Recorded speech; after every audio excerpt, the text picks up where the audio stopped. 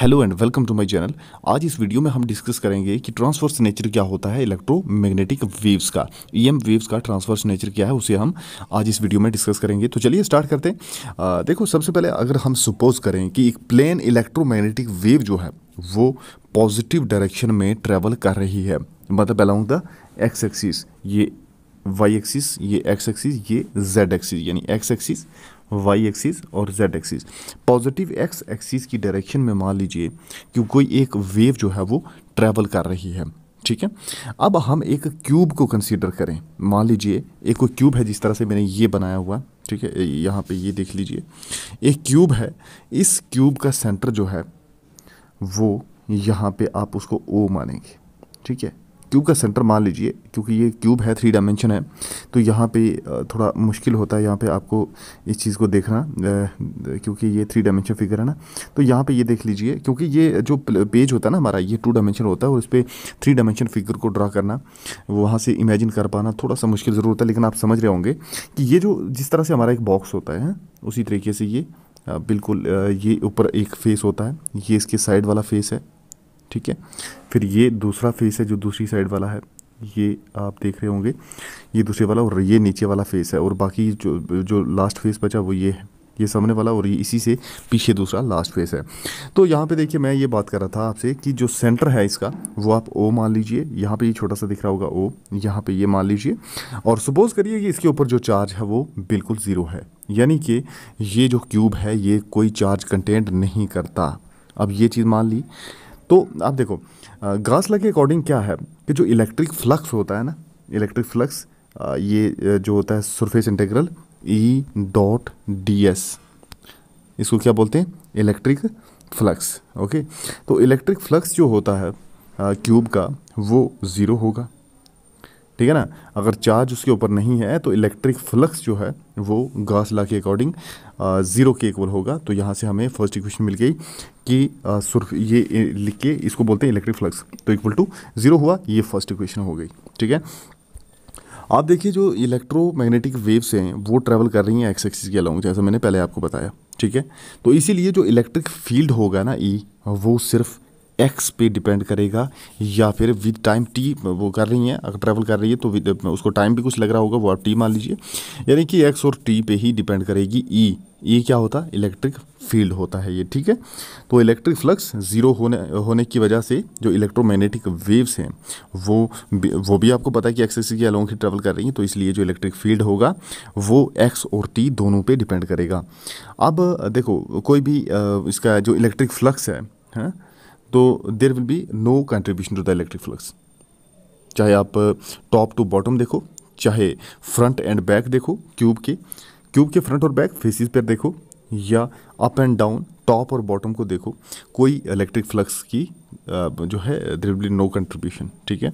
Electric flux की contribution नहीं होगी। अब E1 को आप इलेक्ट्रिक फील्ड मान लीजिए OPQR फेस पे मान लीजिए, ये जैसा मैंने ये आपको यहाँ पे बता रखा है कि E1 जो है वो इस PQ, ये वाला PQR, OPQR, O भी बीच में है तो OPQR ये हुआ ना, ये आप इस फेस को देखना ज़रा, तो इस फेस की बात कर रहे हैं यहाँ पे। तो E1 मान लीजिए वो इलेक्ट्रिक फील्ड है OPQR का, और इसी तरह से ABCD फेस जो दूसरे वाला है ये वाला, तो ये ABCD ये फेस है एक हमारा दूसरे वाला, तो इसमें जो है वो E2 इलेक्ट्रिक फील्ड है, जैसा यहाँ पे भी लिखा हुआ है फिगर में भी।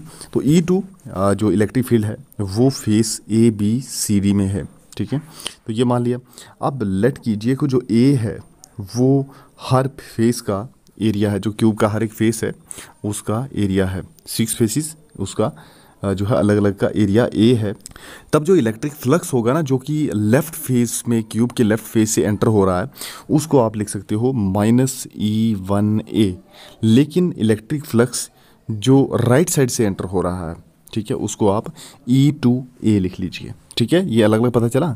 ये E1A माइनस में कब लिखेंगे, जब वो लेफ़्ट साइड से आएगा, जब राइट साइड पे एंटर होगा, राइट साइड से क्यूब के राइट साइड वाले फेस से एंटर होगा इलेक्ट्रिक फ्लक्स, तो उसको आप E2A लिखेंगे, ठीक है ना। ये पता चल गया। अब देखो, जो क्यूब है उसके अंदर तो कोई चार्ज है नहीं है, हाँ, क्यूब के अंदर कोई चार्ज नहीं है। अब चार्ज नहीं है तो इलेक्ट्रिक फ्लक्स जो वो भी तो ज़ीरो होगा। चार्ज नहीं, ये तो मैंने पहले ही बता दिया ना आपको, फर्स्ट इक्वेशन में ही ये कहा था कि अगर चार्ज नहीं है तो वो इलेक्ट्रिक फ्लक्स ज़ीरो हो जाएगा। अब इलेक्ट्रिक फ्लक्स जो एंटर कर रहा है क्यूब के अंदर और वो इलेक्ट्रिक फ्लक्स जो उस क्यूब से बाहर जा रहा है, वो क्यूब को छोड़ रहा है जो है ना, electric flux entering the cube plus electric flux living the cube, जो उसमें एंटर हो रहा है और जो इलेक्ट्रिक फ्लक्स उसमें से निकल रहा है, दोनों का सम करोगे तो वो ज़ीरो हो जाएगा, क्योंकि क्यूब के अंदर चार्ज है ही नहीं। ठीक है ना, क्यूब के अंदर चार्ज नहीं है। अब इसीलिए ये दोनों चीज़ें, जो दोनों कंपोनेंट्स मैंने लिए थे, इलेक्ट्रिक फ्लक्स जो एंटर कर रहा है लेफ्ट साइड से और इलेक्ट्रिक फ्लक्स जो कि राइट साइड से एंटर कर रहा है, इन दोनों को सम अप कर दो। तो यहाँ पे ये सम हो गया इसका, यहाँ पे एक, यहाँ पे दूसरे वाला, ये लेफ्ट वाला, एक राइट वाला, तो इक्वल टू ज़ीरो होगा। ठीक है ना, क्योंकि क्यूब का इलेक्ट्रिक फ्लक्स एंटरिंग और इलेक्ट्रिक फ्लक्स लिविंग, जो उसको लीव कर रहा होगा वो राइट साइड से हो रहा होगा, तो इसीलिए इन दोनों को सम किया, ज़ीरो हो गया। अब यहाँ पे देखो, यहाँ पे क्या हुआ है, यहाँ पे हुआ क्या कि E1 माइनस का प्लस E2A वो प्लस का।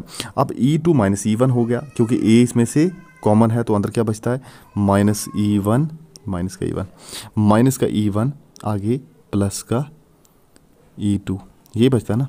तो क्यों ना हम इसको E2 माइनस E1 लिख लें, A तो A ही रहा, लेकिन बीच में जो आ जाएगा वो होगा E2 माइनस E1, ये रहेगा ना, E2 माइनस E1 हो जाएगा, क्योंकि E2 प्लस का है, E1 माइनस का है, तो यही तो लिखा मैंने।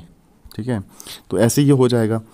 अब इसीलिए E2 माइनस E1 और A उसमें कॉमन आ गया, तो इक्वल टू ज़ीरो। ये तो सेम का सेम ही है जैसा ऊपर था, बस उसको आगे सिंप्लीफाई किया है।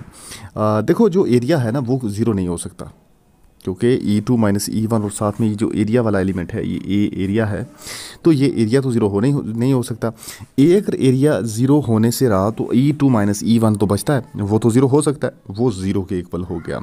इसी से बनाई हमने इक्वेशन नंबर 2। लेकिन यहाँ पे भी ना दो चीज़ें आती हैं, इसमें की भी दो पॉसिबिलिटीज़ हैं। ऐसा भी हो सकता है कि अब किसी दोनों का अगर माइनस करके दो चीज़ें हैं, एक ये है माइनस की, ये दूसरे वाली ये इक्वल टू अगर ज़ीरो आता है, दोनों को माइनस करके अगर ज़ीरो आता है, इसका मतलब दो चीज़ें हैं, या तो दोनों सेम हैं, यानी कि यहाँ भी 5 है, यहाँ भी 5 है, 5 में से 5 ज़ीरो, यहाँ भी 8 है, यहाँ भी 8 है, दोनों 8 में से 8 बाकी ज़ीरो। एक तो पॉसिबिलिटी ये है। दूसरी ये कि ये दोनों ज़ीरो ही हों, यानी मेरा मतलब ये है ये भी ज़ीरो हो माइनस ये भी ज़ीरो हो, ज़ीरो में से ज़ीरो भी माइनस करोगे तब भी ज़ीरो आएगा। अब यहाँ पे क्या हो गया कि E की वैल्यू, E1 की वैल्यू और E2 की वैल्यू सेम भी हो सकती है, और E2 और E1 दोनों की वैल्यूज़ ज़ीरो भी हो सकती हैं। तो दो केस बन गए ना, बात पता चली। E1 या तो E2 के भी इक्वल हो सकता है, जैसे मैंने 5 5 8 8 9 9 10 10 जैसा भी लो आप दोनों को माइनस करोगे ज़ीरो आएगा, तो एक वो हो गया हमारे पास कंडीशन। और दूसरी ये कि E1 E2 के इक्वल हो सकता है, यानी कि सारा कुछ ज़ीरो हो जाए, यानी E1 भी ज़ीरो E2 भी ज़ीरो हो जाए, तो तब दूसरा केस बनेगा। आइए बार बार इस दोनों को बारी बारी से लेते हैं। सबसे पहला केस कि E1 E2 के इक्वल अगर हो गया तो क्या होगा। देखो अगर E1 E2 दोनों बराबर हैं, यानी जो एंटर हो रहा है और जो निकल रहा है इलेक्ट्रिक फ्लक्स या किसी क्यूब में, तो वो अगर बराबर हैं दोनों, तो इलेक्ट्रिक फ्लक्स जो EM वेव्स के साथ लिंक होगा ना, है ना, इलेक्ट्रिक फील्ड वो कांस्टेंट होगा। वो कांस्टेंट होगा क्योंकि जितना एंटर होते हुए इलेक्ट्रिक फील्ड है, इलेक्ट्रिक फ्लक्स है, वो निकलते टाइम जो E2 हमने लिया था उस टाइम इलेक्ट्रिक फील्ड, तो वो अगर E2 है वो दोनों बराबर हैं, तो जो इलेक्ट्रिक फील्ड होगा जो किसके साथ लिंक होगा, EM वेव्स के साथ, इलेक्ट्रोमैग्नेटिक वेव्स के साथ, वो हमेशा कांस्टेंट होगा। ऐसा इस तरह का जो कांस्टेंट इलेक्ट्रिक फील्ड है ना, उसी की वजह से EM वेव्स जो हैं वो नहीं बन पाती। ठीक है, constant electric field cannot give rise to the EM waves. इसका मतलब क्या हुआ कि इलेक्ट्रिक फील्ड अगर कांस्टेंट है तो इसलिए वो जो है EM वेव्स को प्रोड्यूस नहीं कर सकता। अब दूसरा केस क्या आ गया कि E1 E2 के इक्वल अगर है, यानी कि अगर दोनों इक्वल होने के साथ साथ ज़ीरो ही हैं दोनों, यानी E1 भी ज़ीरो E2 भी ज़ीरो, तब क्या होगा। इसका मतलब कि कोई भी इलेक्ट्रिक फील्ड नहीं होगा। ठीक है ना, EM वेव्स की डायरेक्शन ऑफ प्रोपगेशन में कोई भी इलेक्ट्रिक फील्ड नहीं होगा। इसका मतलब ये हो गया कि इलेक्ट्रिक फील्ड वो जो है, इलेक्ट्रिक फील्ड मैंने कहा, इलेक्ट्रिक फील्ड क्या होगा, वहाँ पे तो नहीं है direction of propagation of the EM waves, EM waves की प्रोपगेशन डायरेक्शन में नहीं है, लेकिन इलेक्ट्रिक फील्ड जो है वो प्रोपगेशन के परपेंडिकुलर में ज़रूर होगा। मैंने कहा ना कि जिस डायरेक्शन में वो मूव कर रही है, जिस डायरेक्शन में वो वेव ट्रैवल कर रही है, उसकी एक डायरेक्शन होगी। अगर उसके परपेंडिकुलर, तो ऑब्वियस ही बात है कि उसकी डायरेक्शन में तो है नहीं है, इसलिए अगर उसकी डायरेक्शन में नहीं है तो बिल्कुल ये उसके परपेंडिकुलर में होगा। ठीक है, सिमिलरली हम ये कह सकते हैं कि इलेक्ट्रिक फील्ड है तो magnetic field must be perpendicular to the wave और डायरेक्शन।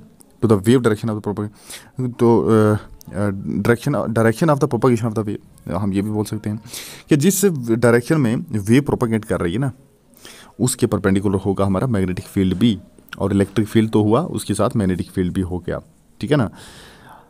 अब इसीलिए जो इलेक्ट्रिक फील्ड है और मैग्नेटिक फील्ड है ये ईएम वेव्स के साथ एसोसिएटेड है, ये ट्रांसवर्स होते हैं, यानी परपेंडिकुलर होते हैं प्रोपोगेशन, जो direction of propagation of EM waves, यानी कि इलेक्ट्रोमैग्नेटिक वेव्स की जो डायरेक्शन ऑफ प्रोपोगेशन है उसके परपेंडिकुलर में रहते हैं।